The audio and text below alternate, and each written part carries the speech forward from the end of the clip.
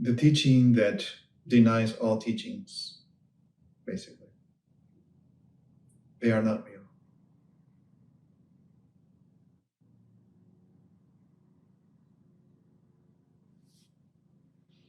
The teacher that denies that there is a teacher.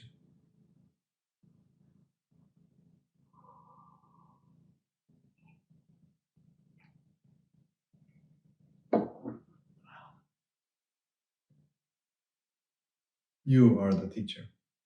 You. So I have been denying that I am my teacher. I have been denying myself as my own teacher. How does that take place in you?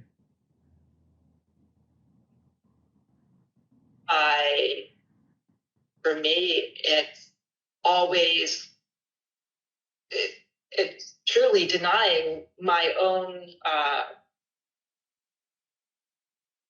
like, I don't know if I want to say judgment, but trusting that I don't know what's true and that other people do. So by doing that, I'm denying my own way, my own, that I need to, that what I feel isn't true.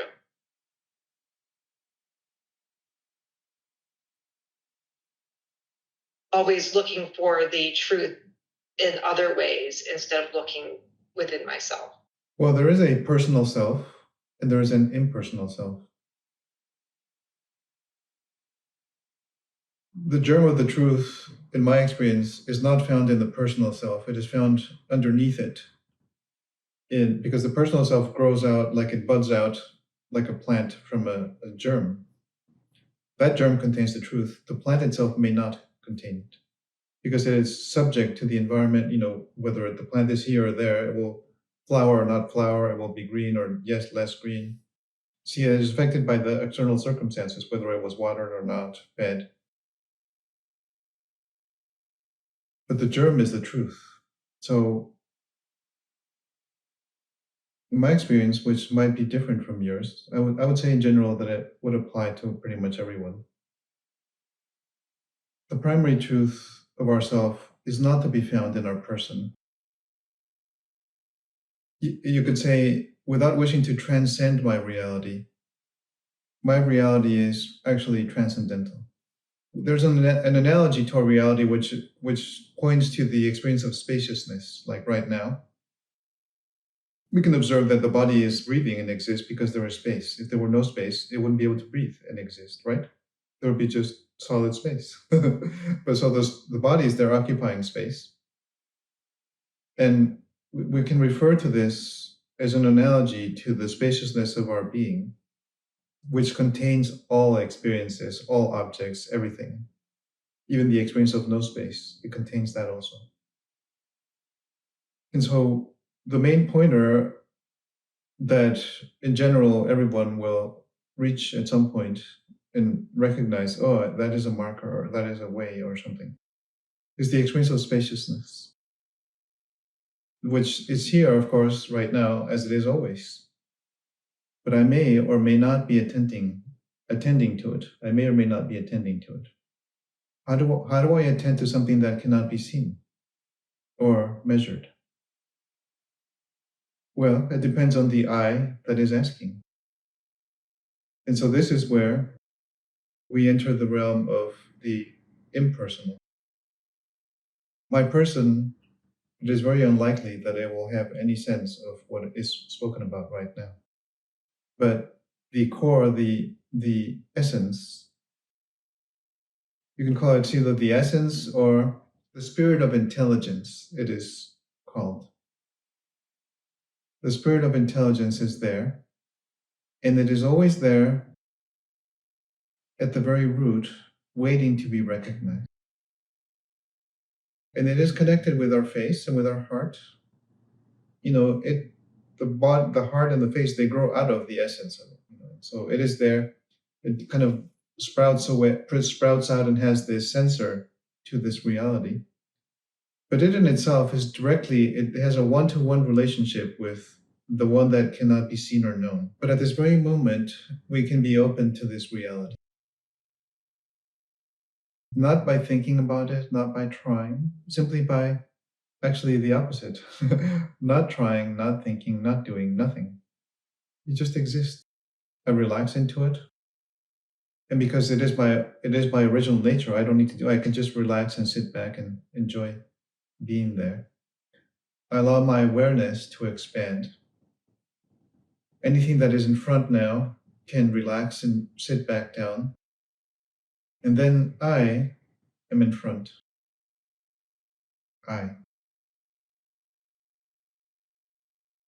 And then it is simply a matter of not much to, it begins as we speak of it. Really, it is myself. Immediately it knows, of course, that is the truth. And I am there. And I enjoy it, and I taste myself. I'm very gentle and very even and very smooth. And I don't have a measure. The only measure to my reality is that I am. I experience it. I resonate.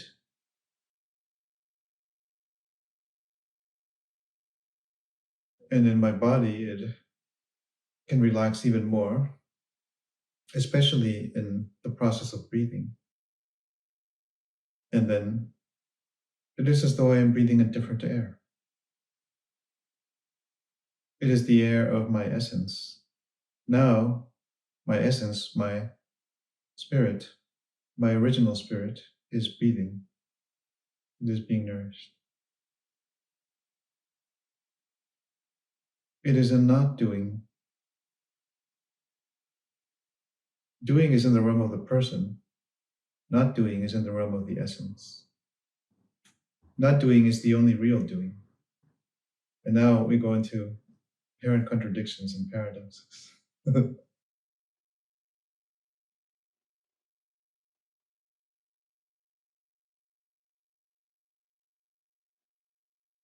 But can you verify for yourself how simple it is?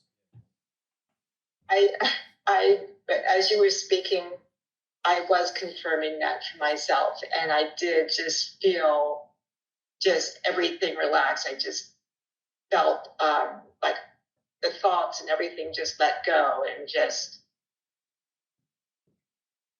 felt just the space and the being. There's nothing to And do. yeah, it was, yeah. So you see what I was meaning by association. There are traditions like Advaita where they emphasize very much what they call satsang. That means association with the truth. This is what they mean. What is the truth? Or is the truth of myself? That is the one I need to associate with, or I wish to associate with. So that is the core of associating with the truth. It's not with some fancy ideas. I mean, in Advaita, depending on the individual sharing the experience and the people who are there, they might still be very much lost in thought, and so they will be catered to with thoughts and fed more thoughts, because they enjoy it. That is not the way here, but certainly there is the sharing of the truth of ourselves. So it's simply to have the repeated experience of myself, whatever that ultimately is unknowable, but it definitely can be experienced. So we acquired the taste, and then, well, that is so much better than the other taste that I have. It's so easy when we're here together. It's so much easier.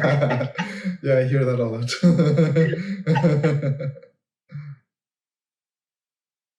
It is very easy. This is the way that is equivalent to Advaita or non-duality. It is, but the emphasis is very different. There is no emphasis on a tradition, because the tradition is absurd. It is completely absurd. The reality is that I am right now, like always. Whatever happened in the past is irrelevant. Whatever anybody said in the past is completely irrelevant. If we are interested in that, then that is a different interest. This is the direct of the direct of the direct way.